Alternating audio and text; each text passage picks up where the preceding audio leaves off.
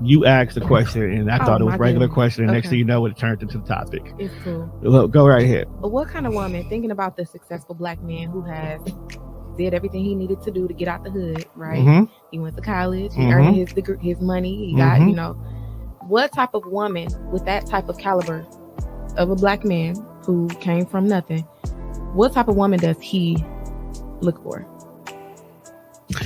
You want to hear something funny? That type of man doesn't look for his woman. I'm listening for the joke.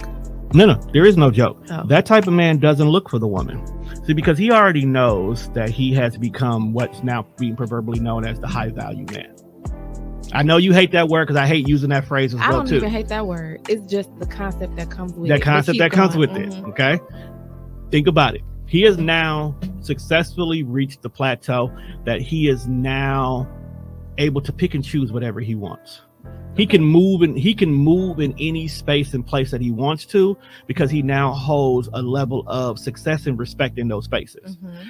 6 figures, college degree, definitely has a lot of connections that can get him where he needs to be at. So the question then becomes, it's not that he needs to look for a woman, he needs to make sure that woman is remotely close to his level, if not higher. Okay. So you're looking at the guy who, unless the love of his life is back at home on 10th and Monarchy where he's from, his mate is not going to be anywhere near where he used to be.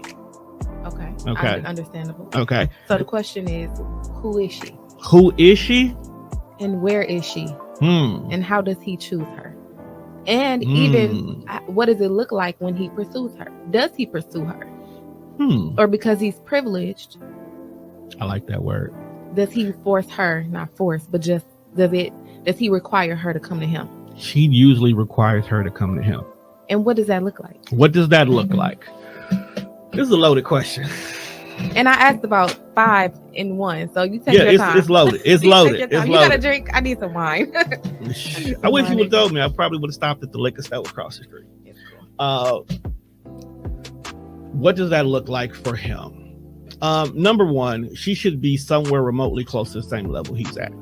Okay. You should not want someone who is a project. Just as much as a woman should not want a man who strictly only has potential. You got to have drive with it. I have the potential to go buy a nice car, but if I don't know how to drive that car has no value to us. Okay. And that's just it. So he should definitely be looking for a woman who is somewhere remotely close to, if not equal to, what he is. In what areas? Truth be told, emotionally, mentally, socially. And the reason why I say socially, because if you don't know how to move in the same spaces I move in, you could be a problem. You know what I'm saying? Like, you are a successful woman. You're not going to bring a hood nigga to an event that requires open-toed shoes, blazers, and nice outfits when all he has is jeans, t-shirts, and Timberlands. You're not going to want to bring him into that space because you're not going to understand what this space is for. Okay. Just like you don't want a girl who has, or a woman, I'm not going to call them girls because we're talking about women now. You know, you're not going to want a woman who has a city girl mentality when you're trying to put her in position to be an entrepreneur. Now, having that hustle and drive of a city girl is phenomenal, but you got to know how to talk. You got to know how to walk. You got to know how to be present. So he's going to want a girl who, or a woman who's going to match whatever type of energy he's bringing. Two, she also should have to have goals that are going to be beyond where they currently are. I went to college. I got this degree. I'm making this 6 figures. What's next? I shouldn't be comfortable with staying right here. My next goal is, if I'm working for this company, I need to be in the upper echelon of the company within the next 5 years. If I'm not in the upper echelon of this company, I should be trying to figure out how do I own my own company similar to it.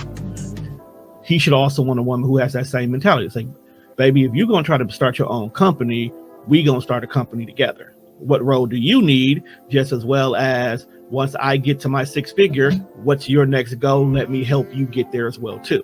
So if you don't have someone that's a 50-50 helpmate in regards to it, both of y'all are wasting each other's time. Okay?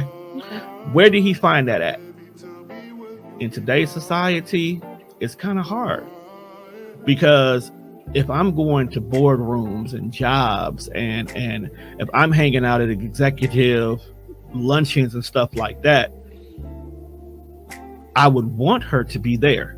But is that the place you're supposed to be looking for that at the moment? You're supposed to be networking at this moment, right? You're supposed to be growing. You're supposed to be getting better.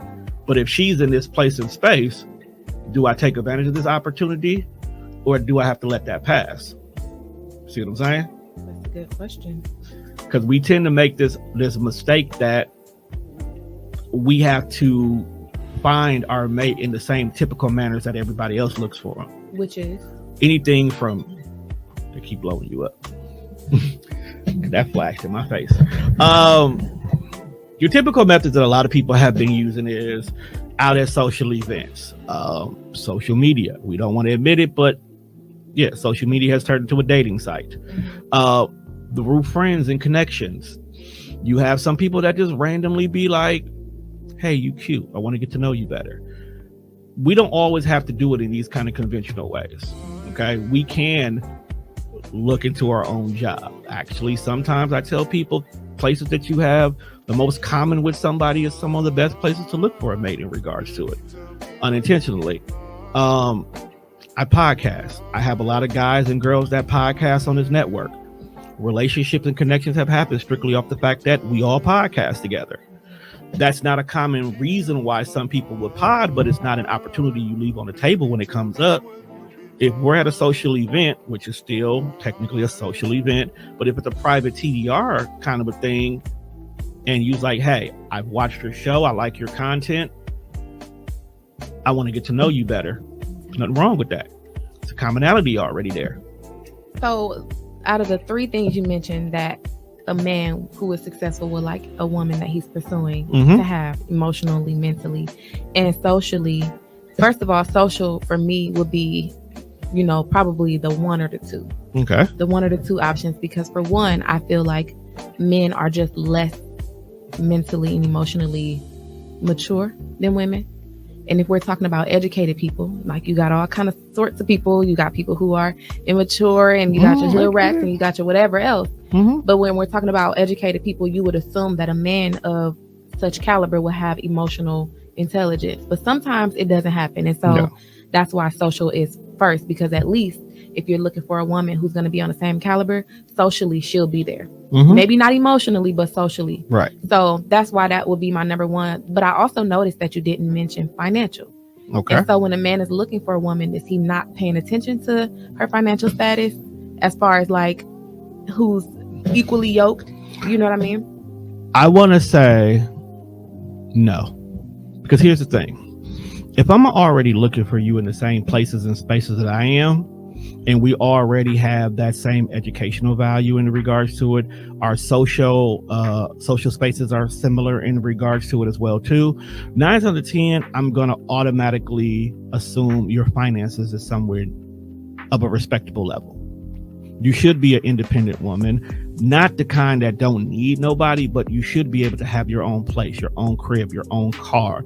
You should be able to take care of yourself if I was never in this place to begin with. So I shouldn't really care about what you bring to the table financially, because I should have my shit together and you should have your shit together anyway. So at the end of the day, the only time we should care about finances is if we ever decide to come together and be something together. Other than that, your money that you bring should not matter. You can make more than me. You can make less than me, as long as you're responsible with what you have. If you bring home a check and 2/3 of it is spent on anything but responsibilities, now we got to question what your value is. Because when you find out what I have, are you looking at me to be your backup plan, or am I just something that helps on to it? Because if your bills are 2-3 months behind, but you done got this new outfit to go out this weekend because there's this big event going on. Come on now, let's get some priorities together. Okay, and so in a situation where I agree with you, let's just put that out there. I agree 100%. And I noticed that doesn't always happen. Like, of course, a woman or a man could be struggling financially, and they will start dating. Like, it's probably not a good idea because, for one, if you are not looking for someone who is equally yoked, that means that you're looking to benefit from their finances. Which is, I get it. Like, I totally understand, especially as a woman, because we're under the impression that you're supposed to take care of us. You're supposed to. That's your job. But it puts a strain on the relationship. I think it puts a strain on the relationship, and also it confuses things when it comes to actually dating. If we're out in public, we're going to a restaurant, who picks up the bill? It's you, right? And how do you, I'm just saying, this is not like the rule. I'm just saying unspoken rule, and the things that kind of get us into these kind of arguments is that we don't have a clear understanding of, you're the man, it's your job to take me out type of thing, versus if we are meeting and we're equally yoked, I shouldn't have to pick up the tab every time. Okay. Because you got it. We got it. You got it. I got it. Let's be fair on how we doing it. I 100% financially agree. We're confused. Let's just put it out there. Financially, we are confused because financially it's never a conversation that is had about what that's supposed to look like for dating. Somewhere along the line, over the course of the last 20 years, dating has become transactional. Okay. It's what can I give you to get what I want in regards to that? Or what are you giving me that you feel you deserve in return? Exactly. And because of that, what we consider the first few dates, we're using those types of thought processes to determine whether or not this can work or not. When in actuality, we haven't had the proper communication of what it looked like. Can you be broke in dating? Actually, you can. I don't recommend you do it because everybody deserves happiness, and you shouldn't be wallowing in your depression by yourself simply because you live in paycheck to paycheck. You're allowed to have somebody that makes you happy. I look at it like that. That's a good point. But in actuality, you also have to make sure that that person that you're pursuing is not something that's outside your pay grade. Okay. A lot of women right now will tell you up front that gift giving is their love language in so many words. And is, for anybody listening, let me rephrase that. A lot of women will tell you that gift giving is their number one love language. Okay, because all five of them matter. It's the level of importance of how that order goes that makes a big difference. So a lot of them are definitely all about showering me with gifts and publicly showing that you have these feelings for me, and leave with something monetary for me. That way I know it's serious, even though they may not be serious. Okay, I have a question about that. So if as a man, maybe not you, maybe not, the majority of men, but if as a man, your pride and joy comes from you working and earning your money. A lot of men have value in what they make. Why wouldn't? So if that's your value, why can't a woman's value be to receive that? It can be. But at the same time, if we are, with the help of music, society has made it be that it is wrong to give unless you get something in return. Okay. Let's just say me and you are dating. I'm only using this as a scenario for our conversation. And I'm out. I know what your favorite color is. I know what kind of food you like. I know all these different things about you. And just because I'm out and about, I buy it for you. I get it for you. I see this t-shirt. I see these pair of pumps. I see these leggings that you like. I see this blazer that's dope as fuck. I go and copy the latest copy of Call of Duty because when I'm up late at night, I probably want to play on the game with you, or whatever the case may be. I get things that insinuate I paid attention to you. You go and you put it on social media and you show the appreciation of your gift. Okay. What a lot of women are doing that's causing men to be like, whoa, is because one, you're not doing it while you're recognizing the person who got it for you. Because we're in the dating phase now, and some odd reason, somewhere along the line, someone told people, date as many people as you want.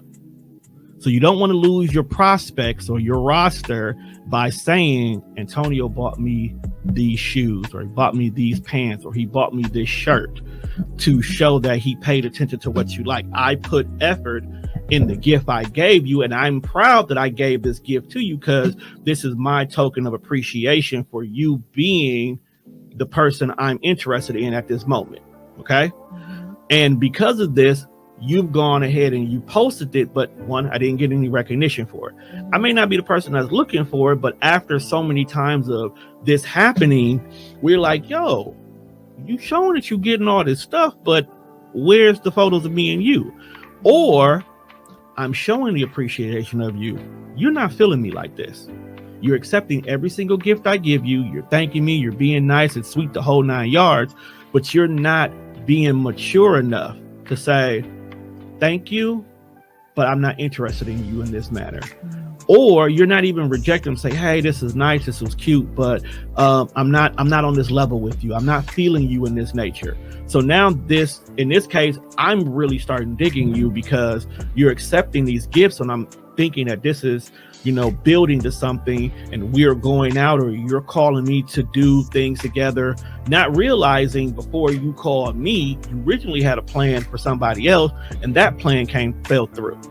So you're living the dating scenario of date whoever you want to until somebody comes and makes you their girlfriend. But in actuality, it's not that till somebody comes and make you the girlfriend. It's until the guy that you want to be your boyfriend makes you their girlfriend. Meanwhile, this guy over here is putting in all the effort and doing all the right things based on what it's supposed to be, because that's how he's giving and you're taking.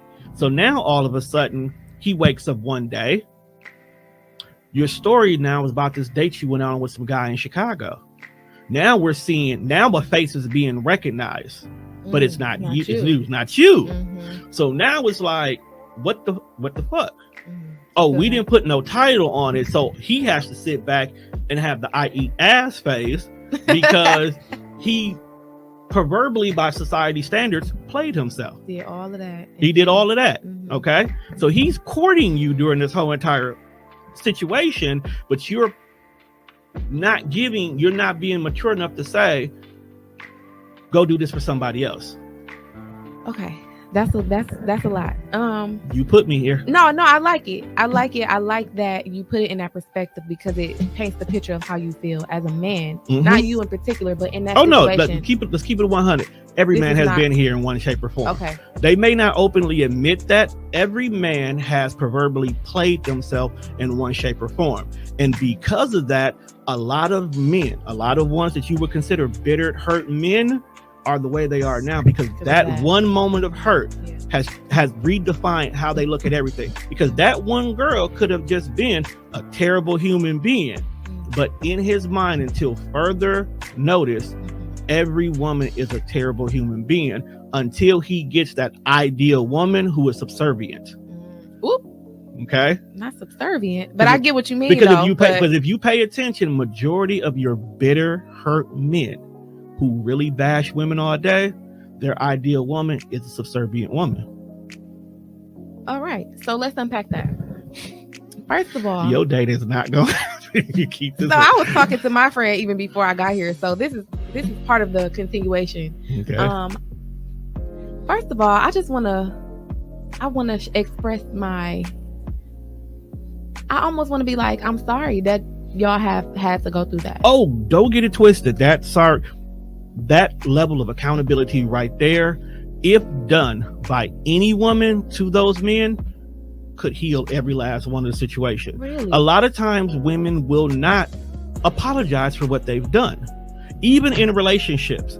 It's been said a lot of times where y'all know y'all was wrong in whatever y'all did. Whether y'all took it to the extreme, you did something that you knew would affect him in a negative way, or You just simply did some fucked up shit to him. So I want to just interject real quick, because I don't think that in some cases, women who receive gifts, women who say yes, women who go on a dates and then they choose other people are not wrong. I didn't say they were not wrong. And so not that you're saying that they're wrong, but the ability for the apology, which I feel like is required for us to heal, it has to be a level of accountability. Like you said, said we need to hold ourselves accountable. But if there is no understanding or no, like, I can see that I did something wrong that hurt you. I can see that my actions of taking that gift or not telling you what I feel up front, I can see how that hurts you. I'm sorry. I don't think that conversation is being had. I don't think that the conversation of, hey, I'm buying you this gift because I like you. Right. And I want you to be my girlfriend. So even if you say no now, just know that me doing this is headed there. That's what I want. You the only one. Those conversations aren't had anymore. Those are conversations not had, period. On both ends. We are dating until we find. It's not like, oh, I see you, I like you, you mine, until further notice. It's like, okay, I like you, I like you, I like you, and I like you. Now I'm gonna see which one gonna win in the end. That's the game that we're playing. Right. And that's why I say somewhere along the line, society said date them all until they step up. But what's happening is you're not giving certain situations a fair chance to develop properly. If I'm dating you and then I'm dating this girl over here, or I'm dating the lady at the taco stand, I'm dating the lady at my job, I'm not giving any of y'all an opportunity to truly grow and learn how each other is, because there is something about you that you don't like. But because the taco stand lady do like it, I'm going to think it's okay to do that regardless if you don't like it or not. So I'm not treating you with enough respect. Number two, how can I truly be invested in you if someone else around me could take my attention? If you pay attention, a lot of relationships don't last because social media gives people the ability to not have to work out anything. I don't have to be accountable for the fact that I did not call you back last night when I jumped on the game, because somebody else who I know I could talk to don't even care about that, or they would have jumped on the game with me, or they'll argue with me, fuss with me, but then we'll be fine the next day. Whereas in you want me to be accountable and apologize for what I did, because that's the right thing to do. Okay, you may be a phone caller while everybody else is texters. So I can sit here and text you all day, but because I'm not calling you, even though I'm communicating with you, that's a big red flag for you. And I have to understand that means something to you. Hearing my voice means something to you. So what I'm hearing is that it's important for people to only date one person. It is very important. And I know people don't want to do that because it takes time. It's not just only takes time, but the biggest fear, because I'm a podcaster and I'm a podcast producer. So part of my role is to help people develop topics. And I have a think tank of people I talk to on a day-to-day basis where I'll just like, hey, can I ask you a question? Some of them I have to lead with, it's for a show in order for them to answer it, but they'll still answer it honestly. And one of the biggest questions I asked was, what is your biggest fear about getting into a relationship? I think I asked you too. I'm not sure. Probably did. We ain't there yet. You part of the think tank now. You learned that today. But I asked that question. And the biggest one that I heard from a lot of people was wasting of time. Because that's the one thing you can't get back. I can get money back. I can get clothes back. I can get food back. I don't want the food back. But I can get replaced. I can start anew. But I can't get my time back. So if I'm only talking to you and I'm into you and we're dating, and all of a sudden out the clear blue, babe from high school comes back that you really was always in love with, and now you done kick me to the curb because you got to give that one more chance, my time got wasted. Or you can look at it this way. There's a point in time for everybody, every human being, whether you're a man or a woman, reasons and seasons, to grow and develop. And your mind can change, your spirit, your heart can change, and it doesn't always have to be another man or another woman who pulled you from. Hey, sexuality is a spectrum. Okay, it not to say like man or woman, but the point is like I'm having fun with it. It's like it can be a lot of different things. Yeah, but I feel like at any point in time, as people, we have the right to say this is no longer working for me. Key thing, say. Today's society has been very fearful of accountability. Yeah. They now truly believe that the method of ghosting is the best way to walk away from a problem. But why do they think that? Because accountability. You don't have to be accountable. If me and you have been dating for 6 months and then you upped and said, this is not working, but instead of telling me this is not working, you talk to me less and less, okay? You don't respond to my text message. Phone calls get short. You're always busy when I'm trying to plan stuff in regards to it. All the way to the point where I don't hear from you at all.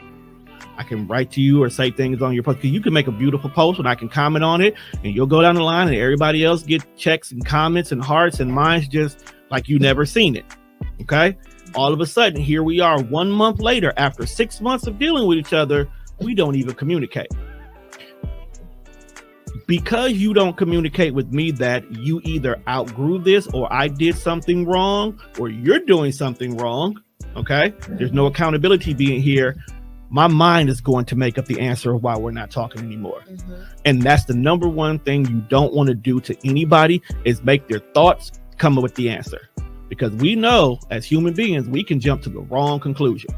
And we don't know how people handle situations of abandonment. Because that's really what it is. You're abandoning that person. I like how you said accountability. And now that you're saying abandoning, I can chime in, because it reminds me of when somebody ghosts, because I can't lie to you, ghosting is my friend. I like to ghost. I haven't done it in a while, because I have friends who have been holding me accountable and telling me what ghosting does, and it's not about me. Right. Even though the act of ghosting protects me, if I'm choosing to ghost somebody, it's because I feel unsafe telling them my truth, or I feel like it's gonna have worse effects for me than it would if I just don't talk to them anymore. But here's the thing. But I know what you're finna say. You're finna say it's not about me. No, you're not gonna say that. No. What I'm saying is that it is very much about you. It's not only about me. And that's where I was going. It's not only about you. I had a friend, because I'm kind of a therapist too. I have a friend who comes to me about a lot of things, and at this point in time, he was dating a young lady. Now, this young lady did have some baggage that was tied to her, but he was willing to accept the fact that she had baggage. His only requirement for her and what she was going through was be open, be honest, and communicate with me. No matter how raw or harsh, whatever it is that needs to come out, say that shit and let me process it. Okay? Because he was mentally mature enough to know how to handle the situation, but she ghosted him. Okay? And this is not the first time she does it. When she goes, she will disappear, but then once whatever she's going through, she's done with it, she'll reappear and slowly try to get his attention back through multiple avenues of communication. The very last time she did it, it irritated him.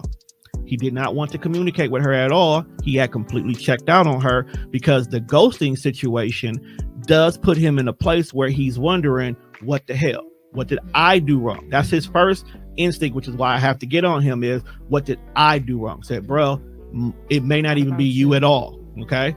If she's done it before, that means that there's something that keeps pulling her back to that scenario, and she doesn't want to bring you into it.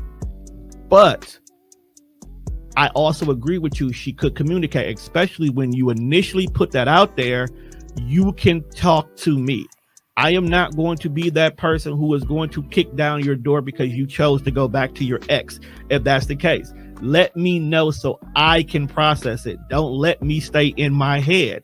Yeah, and I think that's fair of him to put that up front like that. But we know that because people have experiences and they have their own understanding about what's safe and what's not. True.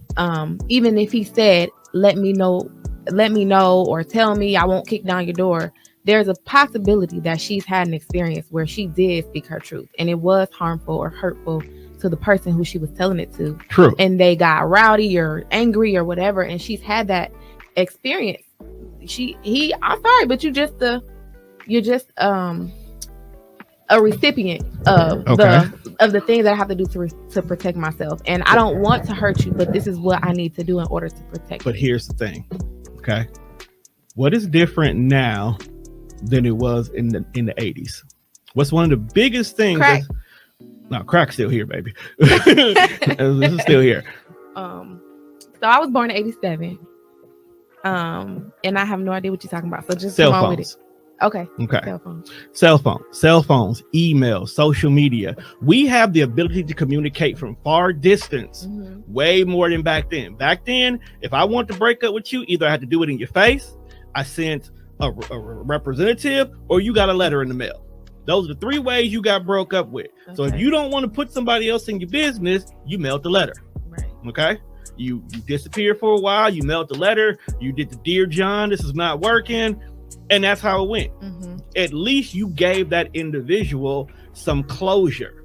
There is no excuse this day and age. I don't care what you're going through as an individual or how much you need to protect your peace. Okay? You can send an email. You don't have to. You can block them on everything. Send them an email from an email address you don't have and says, hey, what's going on? I'm sorry. This is what I have to do. That way it can be very impersonal if that's what your concern is. At the end of the day, we don't understand how much we affect the other person by making it is selfish decisions. There's no softer way to say it.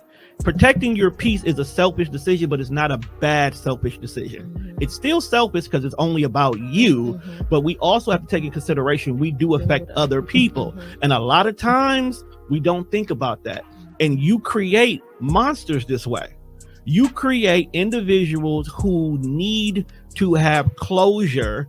And because we didn't give a simple, I decided to go back to my ex, or you know what, you got ABCD that goes on with you and it's a trigger for me in regards to my past, or there's just some things that I got to work out with myself because little things are causing me to do this, or I talked to my therapist and I got to cut all these things and you just happen to be, or there's a part of my life I have to let go, and because I met you in that part of my life, unfortunately you got to go too. Something as simple as that. And it's not that hard to do. We make it hard because you are a master communicator, because you understand the concept of communication in a healthy way. You don't think it's that hard. No. And I wish it were easy for people who didn't feel like it was that hard, but it is quite complicated for the people who don't have that mentally, who don't have that emotionally, who are afraid that once I tell you my truth, yeah, you can just be like, oh, okay, I understand. You don't want to, we've been dating and I've been buying you gifts and taking you on dates for 3 years and now you just want to break up. I get that. There's going to be something that comes. But here's the thing. It's always going to be backlash regardless of every decision. Every cause has an effect. Okay. So regardless, yes, I'm not going to sit here and lie and say, if we've been dating for 6 months and then you decide to break up, I am not going to have words. Right. Okay. What I'm saying is allow me to have the opportunity to have words. Don't just walk away, because at this point in time, you need to be accountable for the fact that you made a decision and people are affected by that decision. If a company decides that it wants to go ahead and sell itself to somebody else, do they not send a letter out to their employees to let them know the changes that are happening? They do, but they do not allow their employees to say, but I don't agree, or but this is hurting my family. You need to do something about that. But you know what they do? If they decide to sell their company, they give them the opportunity to either A, walk away, we'll give you a severance package. Sometimes if they can afford it. 2, they may even work towards saying, hey, we got these seminars and things going on that can help you find a better job. Or B, nigga, you can leave if you want to. They still give you an opportunity. Do they have say so in the decision making? No, they don't. It's either A, I sell you to this other company and you keep a job, or B, we all go broke and nobody got a job. Which one do you think I had to make a tough choice? It's still a tough choice. I'm not saying you don't have the right to make your tough choices. All I'm saying is think once you figure it out that, okay, this is what I'm gonna do, I'm not gonna talk to this person no more. It don't even have to be right away. Give yourself a week, give yourself 2 weeks, whatever. You know that you've affected this person. There is no way you can sit back and say to yourself with a straight conscious mind, unless you're just a natural born user, that you did not affect somebody else. Okay. I'm not even talking about the person who spent all the gifts. I'm even talking about the person you spent time with. We went on dates. We kicked it. We had conversations. We became friends. We know each other. We know each other. Okay. We know each other. And now all of a sudden, I'm going to go and be over here with this guy. But because I'm dating this guy now, he don't want me to have male friends. You got to tell me that, because now my thought process is you've been talking to him the whole time. And now he said the right thing, or he touched you on the inside, and now you don't want nothing to do with me anymore. Hey, you laugh, but once you get touched on the inside, some people completely change. Okay, so we should move on from this, but I think that I agree with you when it comes to the matter of just holding yourself accountable to. That's all I ask. You're in relationship with someone that has grown to care about you, and you know that they care about you. You're not too naive or too dumb not to realize that you've made that connection. I agree that the least you can do is say, this ain't working. Right. I like you, but we can't keep going. Right. Something, figure it out. Figure out what you need to say in a way that's healthy, in a way that's not going to harm him or her, and speak your piece and then move on. That's all you got to do. And if you need to block after that, then block after that. Right. Because on the other hand, I feel like because the reason why people aren't speaking their truth or they're not breaking up properly is because they are in fear. They don't feel safe to do that. Otherwise, it would just be like, oh, I don't like you. Have you ever seen that? I think it was a TikTok video or Instagram, and it was just like if everybody was honest. And the guy came, he went to pick up the girl, and she got in the car, and he was like, oh, you look nice. And she was like, oh, thank you. You smell good. And then he was like, oh, we about to go to such and such restaurant. And she was like, oh, I don't really like to eat there. He was like, oh, well, I don't know what to tell you. You're going to have to do something. But it was just an over-exaggerated honesty. When we first meet each other, you saw right. that. There's a bunch of them out there. There's one where the girl, they get in the car, it's like, oh, you look good, you smell good. Hey, like, so are we going to fuck or what? Or not? You're right, like they just jump right to it. So if people felt that safe, the way that those two people felt to be able to have open and real, raw conversations like that, it wouldn't be hard for people to say, oh yeah, this ain't working, I'm gonna break up with you today. It would be easy, but it's not easy because people have experienced unsafe situations, or they've experienced harm that's come to them as a result of them speaking their truth. And I agree with you. That does happen, especially when it comes to women. I know it's difficult for women to walk away from situations of rejections. Even this day and age where a guy asks you for a number on the street and you clearly tell him you're not interested, you have a man. In some cases, I've seen the boyfriend not be too far and they've lost their life in regards to it. Because some men are just entirely too aggressive. Completely understand. And I get that. But if you have been entertaining an individual, you should be communicating. And that's what I was getting ready to. Yeah. The biggest reason why a lot of relationship or dating scenarios don't work is because people are not properly communicating. Communication is literally a lost art this day and age. Even so much that I've literally sat down and watched people have a whole conversation and just emojis. Okay. And it's cool. That's the language that you like. It works for you. But the thing I always said about emojis, text messages, stuff like that, you lose the feelings behind it, the emotions behind it. I can say, I like you. But the way I say I like you verbally can hit a lot differently than I say I like you. You cool. But then I could be like, but I like you though. Like just the influctuation of your voice can completely change the meaning of what you're saying to somebody, and even the way an individual feels. I have a homegirl who, when we talk all the time, she's very one-worded when she's at work. But that doesn't mean that she's being cold and harsh to me. She just feels like she doesn't want to leave me on red if I'm talking to her. She feels like she has to respond to me. And I had to tell her, like, yo, she would say, oh, cool. Yeah. All right, fine. I was like, damn, that was cold as hell. But then I had to step back. I was like, wait a minute. She wasn't saying it cold. She was trying to respond to me. So when neither one of us was working and we were actually having a verbal conversation, that's when she told me, oh, I just respond back to you because I don't want you to think I'm avoiding you. And you're just, I left you there, not knowing I didn't get your message. When in actuality, it was more so me like, yo, if you busy, damn, just tell me you busy. I can talk to you later. It's not important for you to reach me right here and now.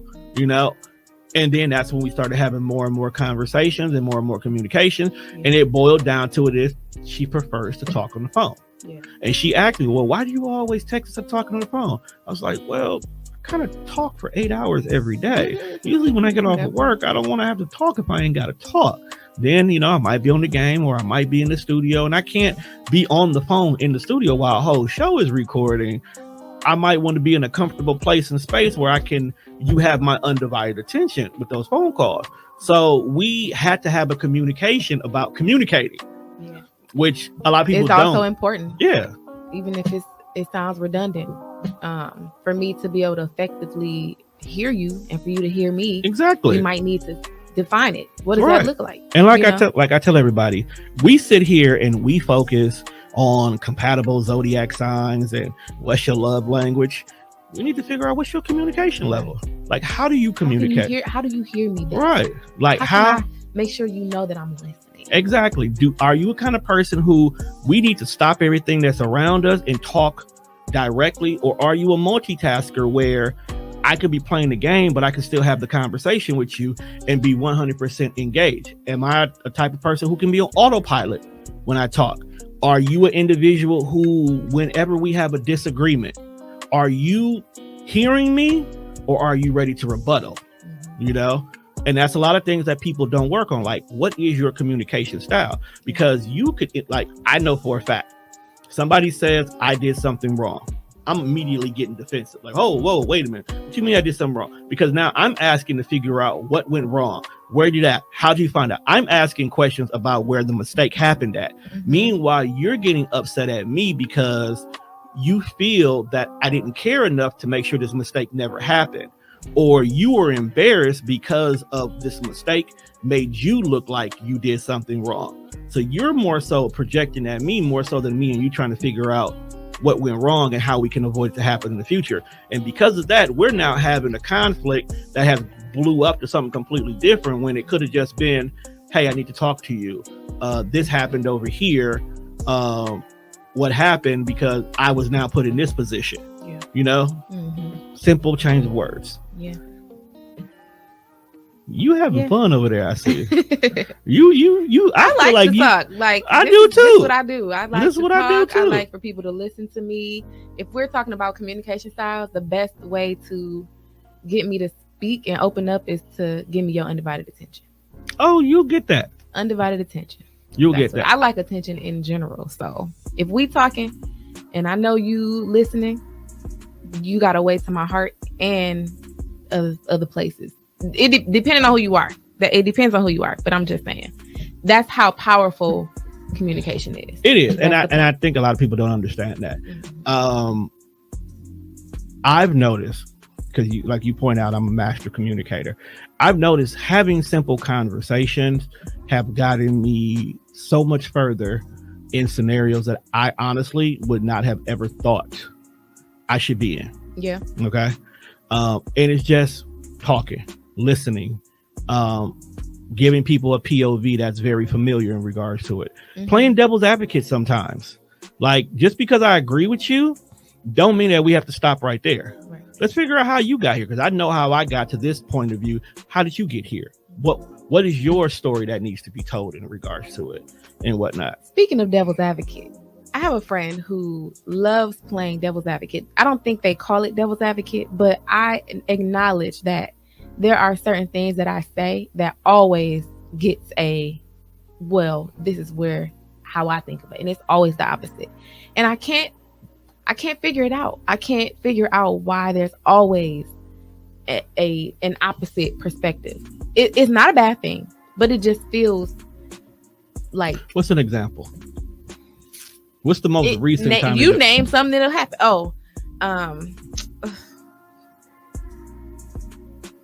For example, let me think. See, that's how you know it's serious. It doesn't matter. It could be any topic. It's almost like it never fails. Okay. So if we talking about something, let's just say we're talking about dating, and I feel like if I'm in a bar and I'm sitting there, as a man, you're approaching me, I'm not supposed to come up to you. I don't feel comfortable doing that. I'm not saying that women don't. I'm saying I don't. Okay. And the rebuttal from the person would be, well, you missing out on your blessing, or you know, that's not how it works nowadays, or it don't even matter what. It's just always the opposite of me, and I'm just trying to figure out, like, is it a guy or a girl? A guy. Okay. People who always play devil's advocate is people who want you to broaden your narrative. Okay. A lot of times we collectively, when we talk about things, specifically dating more than anything, we always talk in generalizations, because we can't pinpoint and specifically talk about certain situations if we're not the individual in that situation.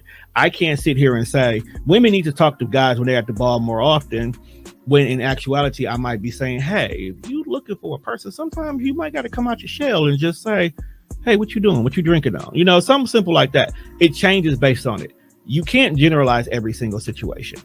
That's where majority of the dating arguments that occur is because we're generalizing basic stuff that you can't, you know.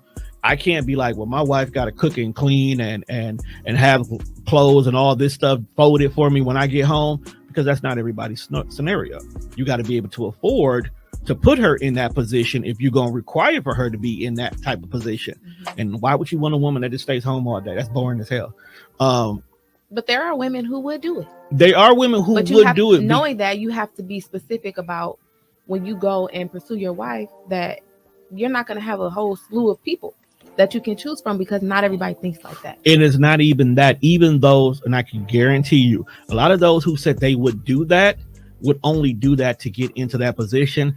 After a while of doing that, boredom kicks in. Their actual personalities kick in. The way they want to be kick in. The rules and regulations that come with that kick in. And now, hold on. This is not what I signed up, is what you said. Let me tell you. Okay, so have you ever seen the show Love and Marriage Huntsville?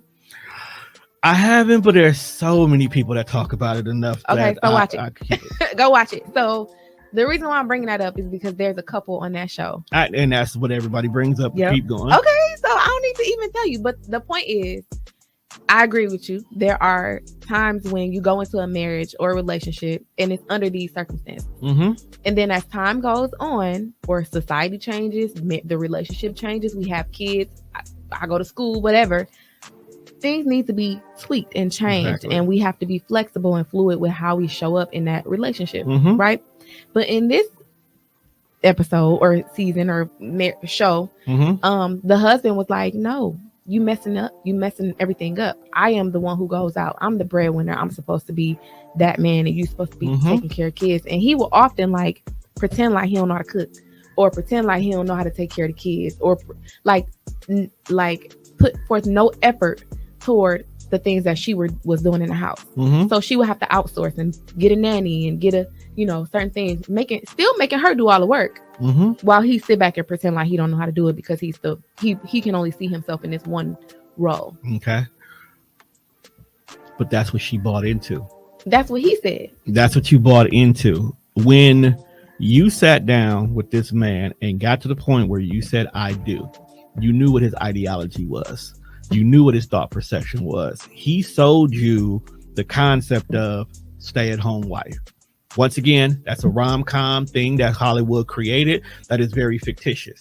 It was actually during another podcast, a gentleman brought up a very good point that name me anybody that does not make millions of dollars that's even living that lifestyle.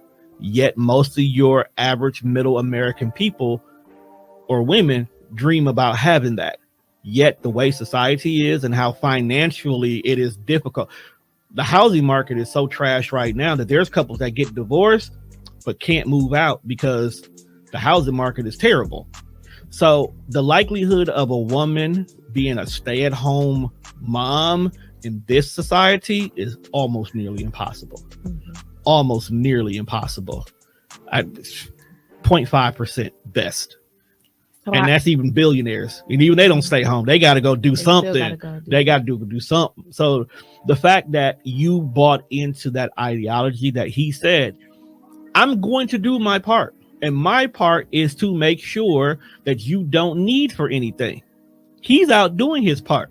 He's doing exactly what he's supposed to do and what you agreed upon. Now you're trying to change the rules.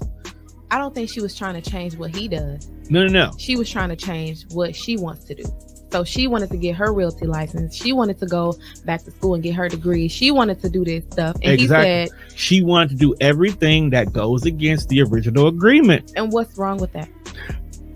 In their scenario, everything, because that's not the original contract that they signed. A marriage license, which is the only license that you don't ever have to renew, when they sat down and said, I'll marry you, but the requirement says, as a man, I take care of everything. I go out and do A, B, C, D, E, F, G. So, and you take care of the rest, which requires you to stay in the house.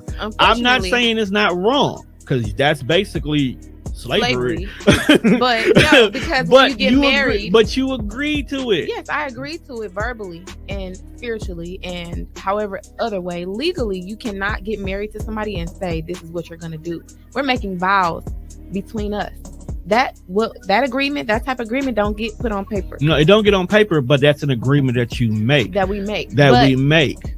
There's also opportunity for you to null and void a contract or go back and retract it as long as both of y'all two are talking. So if I say this is not working for me anymore, you cannot force me to maintain that unless we finna get a divorce. Like you going. But that's the thing. It's at this point, because they both agreed that you stay at home, I go make the bread, and that's that. Because that had to have been said in order for them to even got to this point. She agreed to it. She definitely agreed to it. But I also believe that she has the right to say, this is no longer working for me as a human.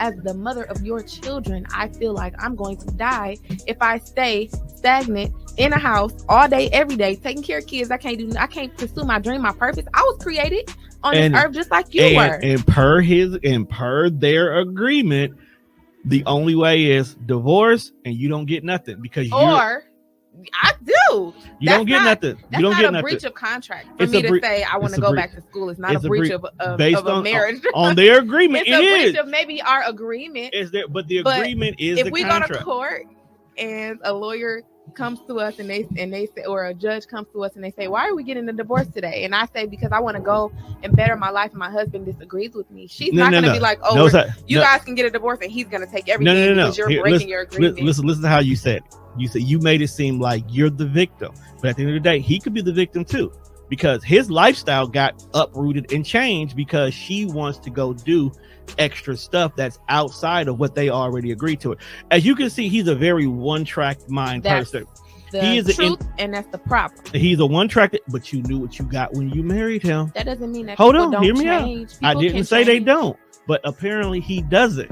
So you knew what you got into. So you knew that the decision that you're trying to make is going to ruffle a few feathers in this scenario. And that's why it's on TV. And this is why their story is on TV. Yeah, you gotta think about it. This is why their story is on TV, because it is controversial, because every individual should have the ability to have their individuality, and individuality is one of the biggest fears a lot of women have when getting in. Well, behind DV now, but it used to be one of the biggest reasons why a lot of women didn't want to get married, because once you get married, you kind of lose your identity in the marriage. Both of you, though.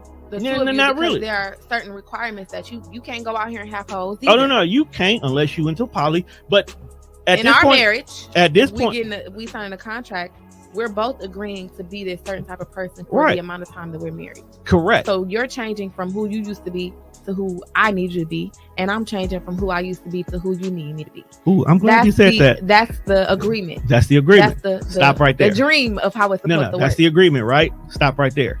Is she not changing the agreement? She is. Is she not supposed to come into this marriage and be this particular type of person? She is. But now she doesn't want to be this particular person anymore, and that's why there's a problem. It's okay. Problems are not bad. I didn't say they weren't bad. The thing is, the problem we should is great be able TV. to come together just like we did when we decided to have kids or not.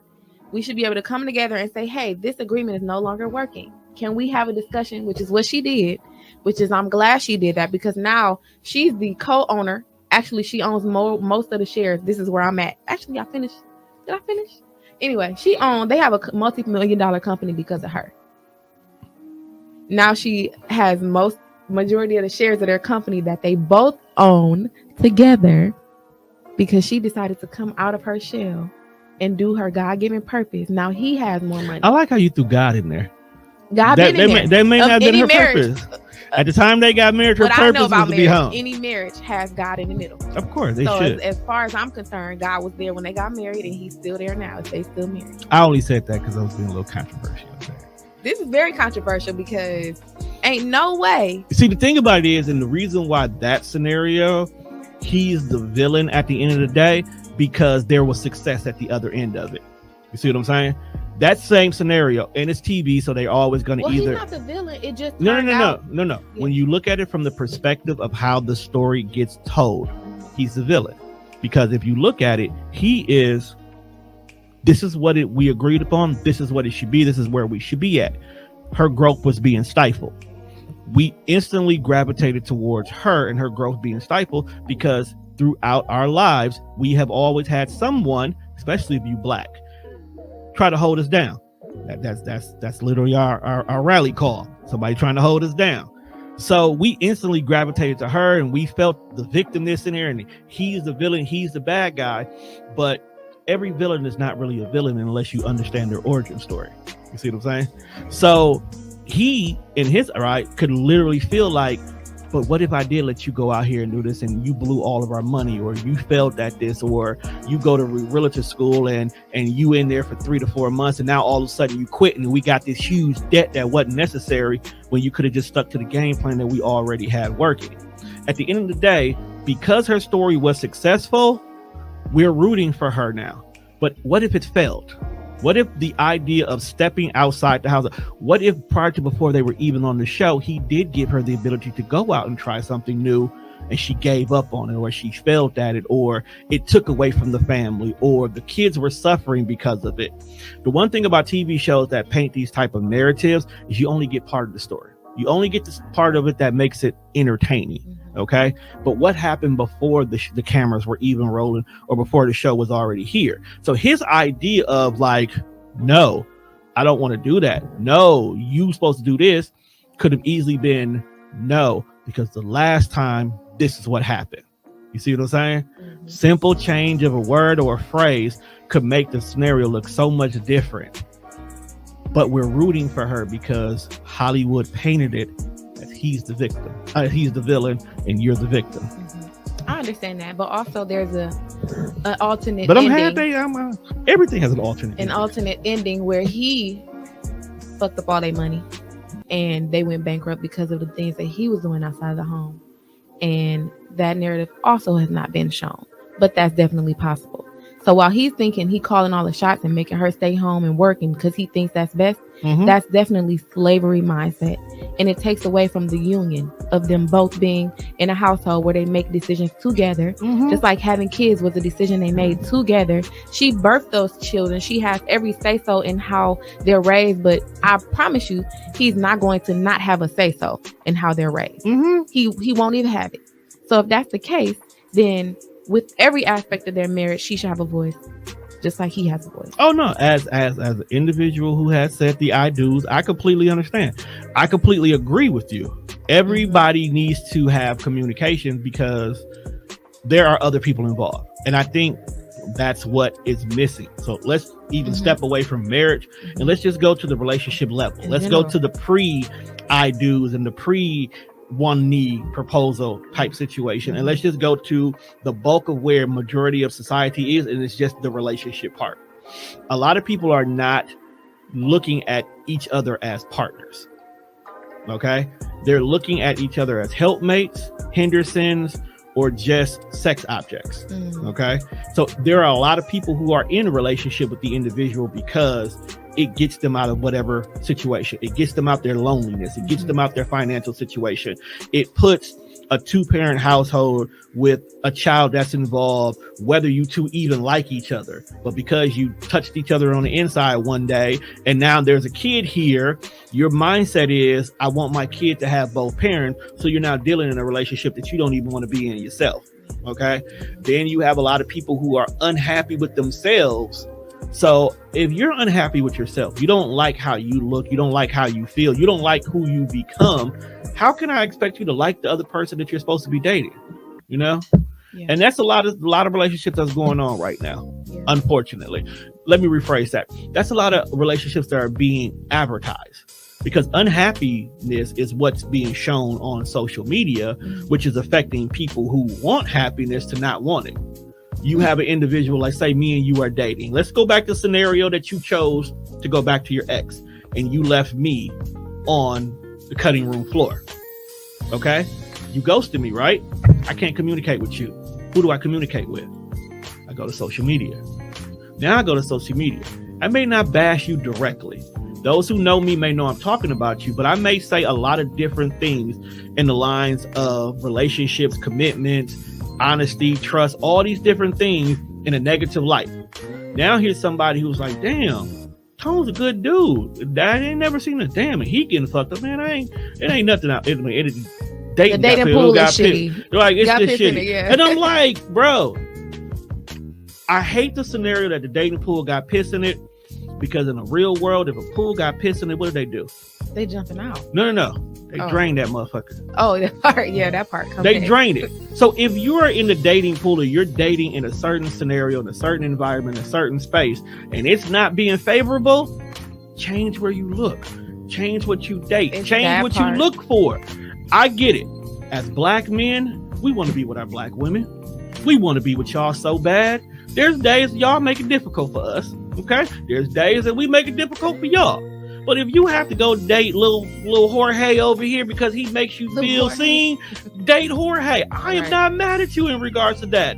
If Mike Yee brings you happiness, fuck it, date Mike Yee. I don't care. Date what makes you happy. Don't feel ashamed for going outside. Just don't bash us black men. Don't generalize the pool, right? Because of your one experience. Exactly. That's the whole. Just because this particular pool that you went in on 3rd and Center had piss in it, does not mean the pool over on 10th and Right got piss in it. Right. You know what I'm saying? Yeah. Do not sit here and generalize all this. They just didn't clean their pool when you got into it. Right. Date differently. You don't even have to date different races. Just change where you look at. Keep it there. Date different. Just date different. Don't be afraid to date somebody that's not your norm, because maybe your norm is the problem. Maybe what you've been looking for, what you're attracted to, and what you've been after is the problem. If you keep dating a particular type of man or woman, because sexuality is a spectrum, and every time you turn around, you getting cheated on, you getting used, you being abandoned, they go up beside your head every now and then. Change the kind of person you dating. Maybe that square ass anime dude is the best dude for you. Personally, I think that when it comes time to date and change who you date and change your perspective in order to be treated better than how you were being treated, you need to change you. Of course. And I know you're probably going there, but I think this is the... Oh, this is a two-way conversation. This is the foundation to the Kool-Aid. Like, this is the main ingredient. People, the sugar? That's the only, let's call it sugar. That's the only thing, the water, sugar, and some color dye. That's really all Kool-Aid is. Exactly. That's all dating is. But we want to complicate it and say that the pool is shitty because you ain't working on yourself. True. Sugar is the main ingredient, and that means you need to treat yourself like sugar. Be respectful to yourself. Love yourself. Hug on yourself. Spend time with yourself. Speak to yourself. Let me stop you right there. What does love look like for you while dating? Because that's the biggest question that a lot of people can't answer. So, we talking to personally me? Because I'm not dating. Let's personally. I'm personally not dating. But when I do start dating, whoever dates me. No. What does love look like for you? Like, what do I? Like, when you know that you are ready to give someone an opportunity, how do you see you? So, when I meet someone and their behavior, their actions, their words don't personally affect me. Okay. So how you move about in the world, how you act, it's not a reflection on me and what I'm doing. Because I have my own set of standards. Okay. I have my own set of values that whether you're here or not, that's who I am. Okay. And so it doesn't hurt me that you're lying or cheating or, not paying for my meal. It doesn't hurt me because I'm already good where I'm at. Okay. And if I'm going to attract what I want, I have to be what I want. That's why I say love on yourself. Talk to yourself. Treat yourself how you want to be treated. You said something that is, I think a lot of people don't think. You got to treat the person like you want to be treated. Okay. And I think a lot of people are so worried about the what if that they don't know what that looks like. Like, I know so many women who want to date somebody, but they're so scared about, he's cheated on me, he's talking to somebody else, he still dealing with his baby mama, or they put so many stipulations of what could turn into a red flag that they're not enjoying the moment. I have a friend who every once in a while I send positive message to her, because she has this warped mentality that, why are people being nice to her? Like, you can't be nice to me unless you want something. Yeah. Sad. So when I am nice to her and I say nice things to her and I compliment her outfit or talk about her day or listen to the last conversation we have and bring back up that information with the intentions of continuing the conversation or just getting a resolution of what it was, she's not accustomed to that. So I gave her a good morning today because the last time we talked, she was having a shitty day. So I give her a little positivity to go along with that good morning. Her response is, why are you so nice to me? And I get triggered when people say that, because like, why can't I be nice? Like, why is being nice a bad thing? So I said to her in so many words, do you want me to sit here and be rude and call you a bitch? Hell no, because you better not do that, because you'll be like, now you see how you just got defensive right there because of the negative behavior? Why can't you take that energy and flip it and just accept the fact that somebody's nice to you? I don't want nothing from you. We've had this conversation before and we've been friends for a mighty long time. So why are you shocked and appalled that an individual like myself is still nice to you at the same level I've always been? Oh, because usually it ends, it stops, it dries up, it goes away. And I'm like, then why not enjoy it while it's in the moment? Why worried about when the door is finally going to close instead of enjoying the breeze that's coming through the house now? Ooh. That touched your soul. I seen it. I feel for her, because it's bringing up like I can literally see the hurt, and the pain that she has experienced. And I'm while you're asking me, like when she said why you being so nice to me, I know where that came from. Why are you because I feel like it's gonna end. I feel like you're gonna just leave. Like you being nice now, but it won't last. You just putting on the facade. I can feel where that's coming from. Right, but that's only when, and I tell her, the only time somebody puts on the facade of being the representative that a lot of women have been using lately is when they have an end goal. And when they reach their end goal, that's when, okay, I got what I wanted, I'm out of here. I've told you from the jump, I don't want nothing from you. I enjoy our friendship. My natural therapist mentality immediately gravitates to you and your hurt, and my whole goal is to heal you. So as long as you're broken, I'm probably not going to go nowhere.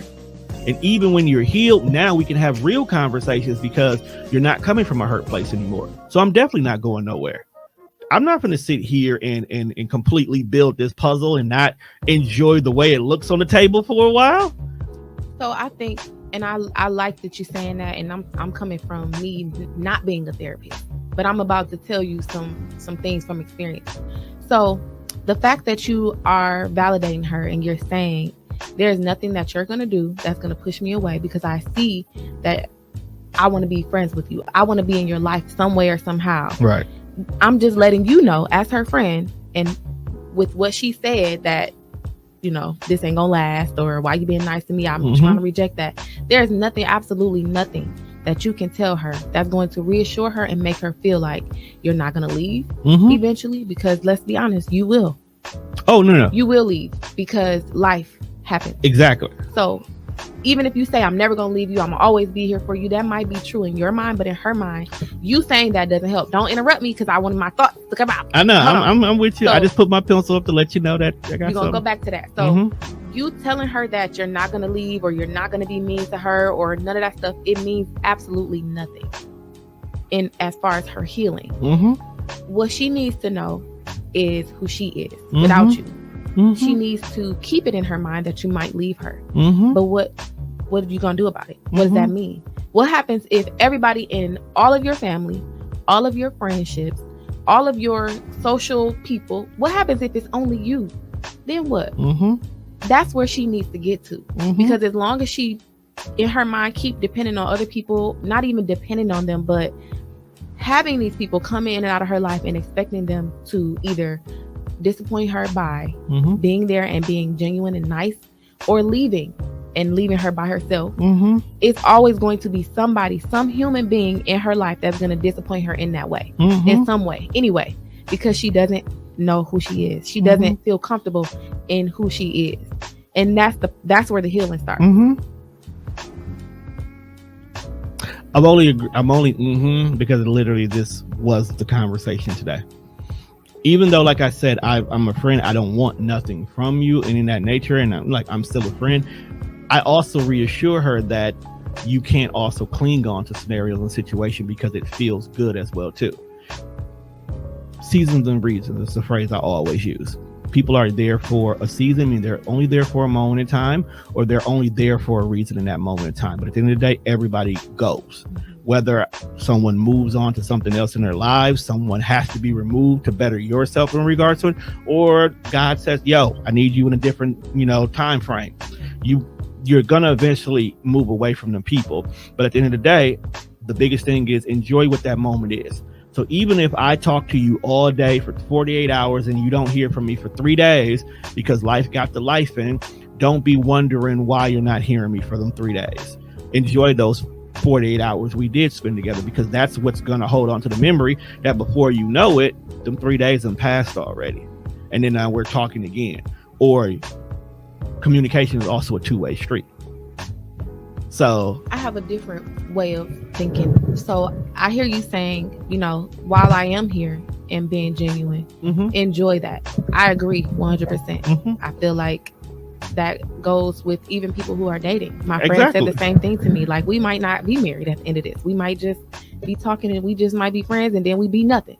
But in that time, what good happened? What did you enjoy? What did you love? What did you know what I mean? But people who are in places where she is, those moments, even though you think she can enjoy them, she can't. I know she can't. She can't enjoy them. In fact, for me, the best thing for her to do is to take time away. Get away from the people who are doing good by her, because in fact, she's going to damage those. She's going to damage herself, and she's going to damage those people. So because as much as you're giving her, you're pouring. There's no cup. And if it is a cup, it got holes in it. She's not receiving it. So there is no enjoyment. It's just going through her. It's not even being received. She needs to not have nobody. But in that time, she needs to find her source, which is God. I don't know if she believes in God. She needs to find her source. That's a whole conversation. It is. It's a whole, but that's where her healing starts. I hope she's listening, because that's going to be where her healing starts. She needs to find her source. Whatever the thing is that created her. What created you? God created you. And the only reason why I'm saying God and we going all spiritual is because that's where it starts. That's the initial place of who am I? Who am I? I feel bad for her. Tell her to call me. Give her my social media, because I'm just what it sounds like. I'm not saying she's gonna go jump off a bridge, but that's not a good place to be. It's not a good place to be. And I think that thought right there is part of the reason why I do communicate with her, because I've had people in my past who opted for the easy way out, to say it nicely, when a simple, bro, we got you, fam, could have changed everything, So I think I take an unnecessary crusade. And I think that's where my therapy background really kicked in, because we have so many people that are openly honest about their level of depression. We know that in the Black community, specifically with Black men, our mental health is shit. Then you take the ideology that a man is supposed to be a man. So a lot of things of the emotional spectrum is not even supposed to be shown, where we have so many men that are internally at war with themselves on a day-to-day basis because they don't know how they're supposed to react. Then for some odd reason, this current generation is really on this sissified kick that just doing almost anything as a man is suspect, or it's gay, or it's soft, or like. So you got boys who, first of all, have not had proper male guidance even coming up, who are now trying to figure out how to be a man, unfortunately, from the same ignorant friends they hang around every day. They're learning life through TVs, movies, porn, unfortunately. And then when they're trying to go out here and date, they're being told by even the same women in their categories that some of the things that they're doing is not even acceptable by them. So we have a constant state of confusion going on in this dating world that at the end of the day, dating needs to just be reset. Somebody needs to go to the top of a mountain with some tablets, with some dating commandments, and basically just say, here, follow these 10 rules. This is what dating looks like now. Because it's so many unnecessary variables that are being spewed on social media on a day-to-day basis that people every single day get more and more confused with what dating is supposed to look like. You don't even know what dating is supposed to look like. I know what it looks like for me. Exactly. Okay. And that's a variable. That's one of the variables that you're talking about. Right. It is what I know what it's supposed to look like for me. Mm-hmm. So because I know what it's supposed to look like for me, I'm not putting myself in a state of constant what the fuck. Because if you're not, I hate using this phrase, but it tends to work. If you're not checking the boxes that I have set aside as what's a requirement for me in the dating phase, because a lot of people get dating and courting mixed up. So in the dating, let's talk about what the difference between those two after you talk about your check boxes. So in the dating phases, I have simplistic boxes that need to be checked. The simple communication, simple compatibility, simple, do you keep me entertained? Am I attracted to you both mentally and physically? Okay. Because I could be attracted to you physically and 3 days later, I'm like, what the hell? I'm a Sagittarius. We check in and check out very easily. How does that work? and that's, I'm dead. I thought you was going to say mentally, because people put on their representative. No, and that's the thing. You look smart, but you it's sound not smart, but then 3 days later, you just like. But is not the physical a representative as well, too? No. We were having a conversation and I asked you about the heels and the sneakers, right? And then you turned around, you asked me the same question. And I told you I like heels. And I gave you an outfit that matches that. I was like, ooh, you wear this, you got me. So let's say that's how you come for the very first date, right? Then the next time I see you in sweats, but the way you look in sweats is not as appealing to me as the way you look in heels, jeans, blazer, and a nice blouse. So your physical appearance, you're talking about what we wearing? No, wearing, look, the whole 9 yards. So not like having a whole bunch of makeup on. That you come that plays a factor too. That's a catfishing, right? That's the whole. But that can also play a factor too, because I love a natural looking woman. Okay, you can wear makeup because if that's what you like, that's your thing. But if you have to depend on it to create your image, then that's when it becomes a little problematic for me, because one, I'm a hugger. The last thing I need is your face all over my shirt. Okay. Number one. Number two, I'm going to ask you, why are you always putting makeup on? If that's not a practice that you like doing, like an MUA, or that's what it's called. Okay. You're not a makeup artist. Okay. Or you just love playing in makeup or stuff like that. Then my question is, what are you hiding? And I know some women have flaws. Okay. There was a beautiful young lady that I know personally that had the dark circles around her eyes. Even though she had the dark circles, I still seen the natural beauty in her, and I'm okay with that. But she felt the need to always have to have the makeup on. So the one day I seen her without makeup on, she ran and hid like she stole something from me, because she did not want me to see her in that image. I personally did not care. Okay. Now that's not every guy, because some guys want the beauty model all the time. Some people want the arm candy in regards to, so they want their girl to always look good. Also, I know I love black women. Okay. The number one thing about y'all that is always going to be a thing is y'all hairs can change within minutes. Okay. You can go from a blowout to a press and curl to a bob to a wig to a weave to a braid, the whole 9 yards. Look at you, I got sisters. Okay. I got sisters. And I can see it. I have a sister who literally, she got wigs that are made already. So literally, she can go on a date with this guy here. She got braids. Go on a date like this, she got a blowout. It's a completely different look constantly. So I already know that's one thing that's always going to change. But if I can see you with the way your hair is, I don't even care if this is the two Cleo braids, and you still look good to me, boom, you always gonna look good to me. Period. Okay? Yeah. But how you think is a deal breaker for me. Okay? It is. Because you can say some ignorant shit and I can laugh at it, because I can say some ignorant shit. I'm an ignorant nigga at times, but that's just my humor side. But don't come in spaces and places that you are not familiar with and try to pretend like you belong in this room. I would rather you come in and say, I feel uncomfortable. That way, grab your hand. Let me go ahead. We can sit here in the room and I can literally educate you on every single thing that's going on in here to make you feel a little bit more comfortable. And if you still feel uncomfortable, you can raise up out of here. We ain't got to be in this space and place because you feel uncomfortable in here. Okay? Because your comfort is what it sounds like is you would like vulnerability. Love vulnerability. Because when you're vulnerable with me, I'm vulnerable with you. And we know how hard it is for a man to be vulnerable. Okay? Very hard. It was a meme I seen the other day. And this is about the truest thing I heard. And it says, women, if a man falls asleep when he's around you, that means you have created a space so safe he doesn't have to worry about anything going on around him. Because a man will not, and we repeat, will not be comfortable around a woman unless you make him feel comfortable. In regards to that, going back to your thought that you had about dating and courting. Yeah. Those are two different things. And somehow, some way, we've combined the two. And this is why we have so many issues. Dating is really exactly what it is. It's just getting to know you. Mm-hmm. It is. That's why when they say date everybody, yes, date everybody, because literally you're just getting to know you. We can go out for coffee. We can go out for drinks. Your first 2 dates that you ever go without anybody, that's a date. Mm-hmm. Okay? Within those first 2 dates, you should be getting to know this person. So I guess I am dating. You are dating.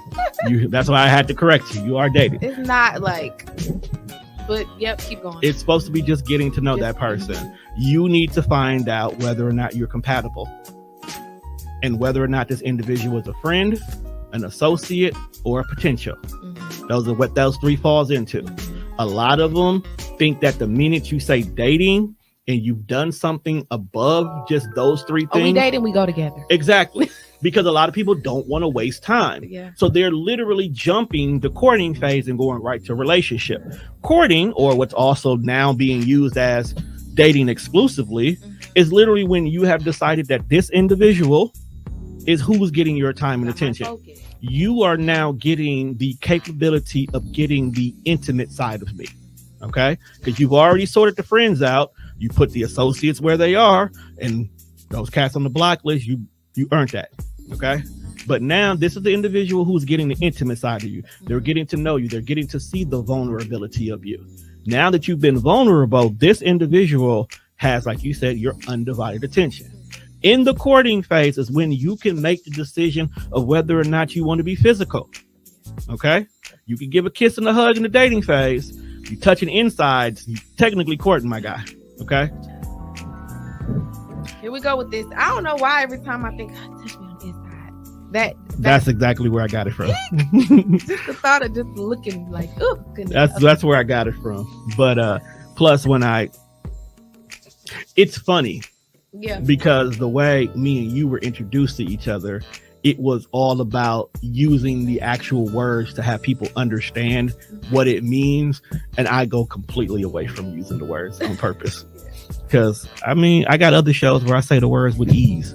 In my shows, we be gentle with it. I want executives to be able to listen to. That dating exclusively thing, that's what a lot of people fear. That's the part where a lot of people get hurt at, because they're either A, still have their walls up and they're not being vulnerable, or B, they have 1 foot in and 1 foot out already. So it's like, I want to talk to you, but I'm more so worried about what you're going to do to hurt me. So I'm still want to see where this goes, but you got to work extra hard to get me to my level of vulnerability, because I know once I become vulnerable, I'm putty in your hands. You can have your way with me. So I got to feel like you're not going to just toss me to the side once you touch me on the inside, or you're going to drag me in the mud and publicly humiliate me once we're done, or anything like that. This is the level of where trust gets built. This is the level where trust is major. Yes. The courting phase is where trust is major, because If you don't have that trust established, there's no reason for you to even be in a relationship unless it's transactional. And that's a whole nother conversation. Okay. Now you're in a relationship. Now you said, you, me, this is it. Us against the world. It's us against the universe. We got to go big, baby. Go home. Okay. Okay, because we in. So this is when the relationship, this is when it's very important to make sure that everybody understands their needs and wants. Mm-hmm. Okay. You said that you want to be with me. I say I want to be with you. But what does that look like for you? What does it look like for you to be a happy girlfriend? I'm so glad you broke this down, because I just had a conversation with a friend, and the conversation was pretty much saying,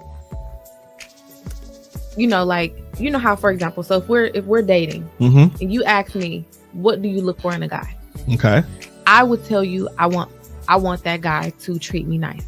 I want him to treat me like a queen.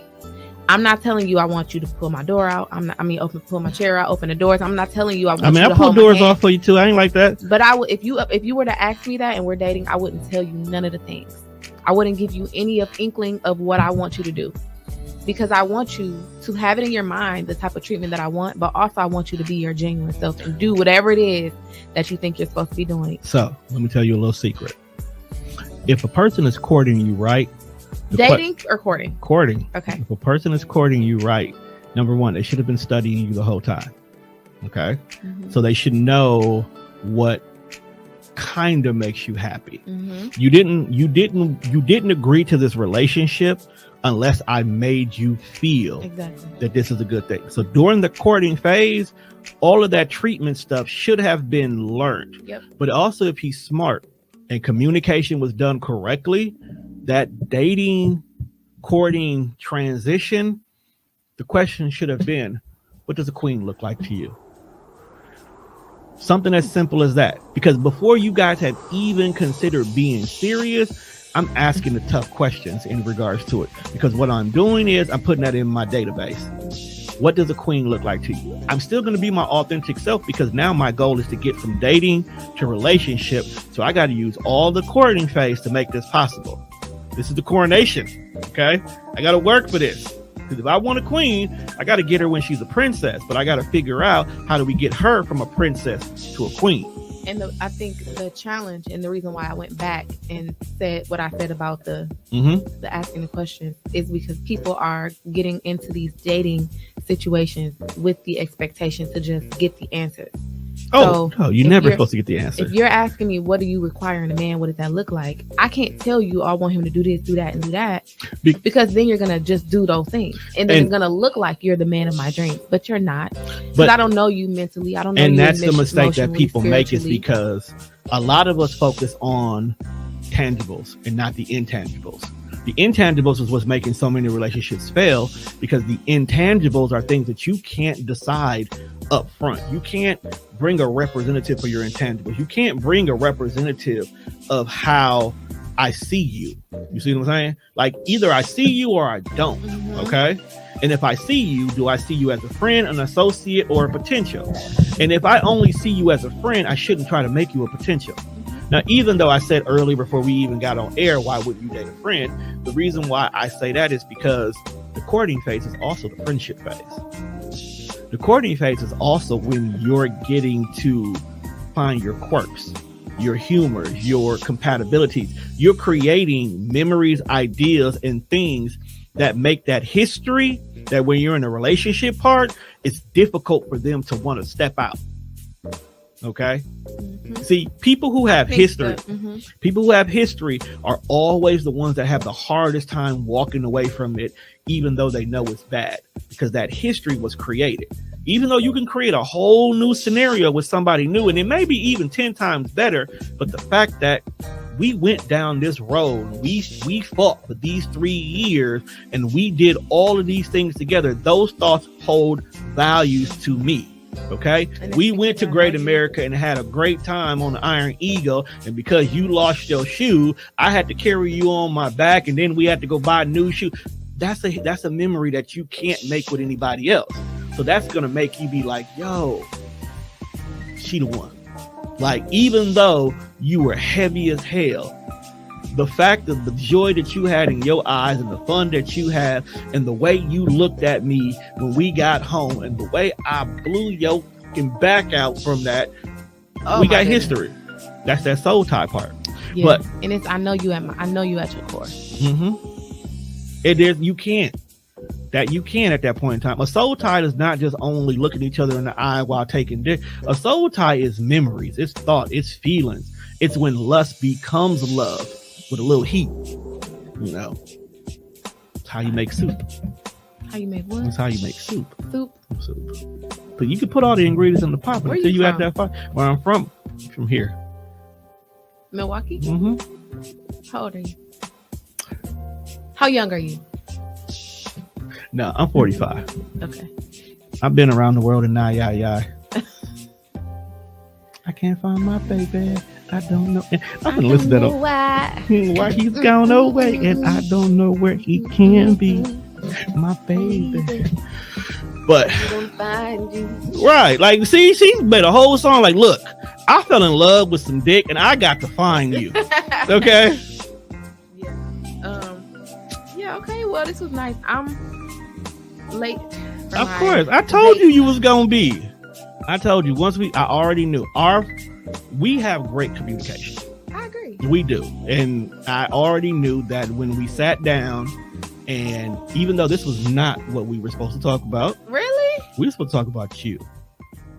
I think whoever listening got to know me. We were supposed to talk about you. We were supposed to talk about your dreams, your vision, your business. But you know what? That's cool. Because that just means that the project that we're creating, when you move down to Dallas, it's going to be even more important. Because that would have been this episode in so many words. Yeah. But instead, we had a conversation that was needed to have. Yeah. And I think this is a great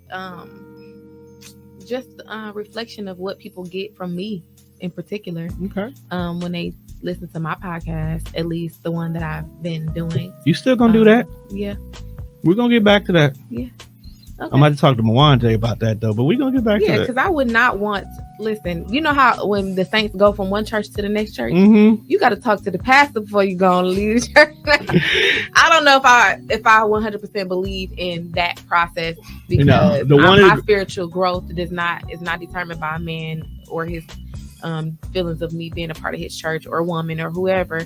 I believe that it's my decision. If you got married, could you be okay with you and your husband being in two different churches?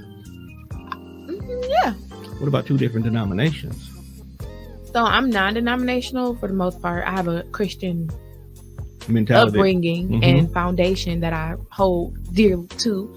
But if you're talking about Catholic versus Christianity or Buddhism versus Christianity, like I would have a hard time with that. Yeah. Let's just say Christianity and spiritual.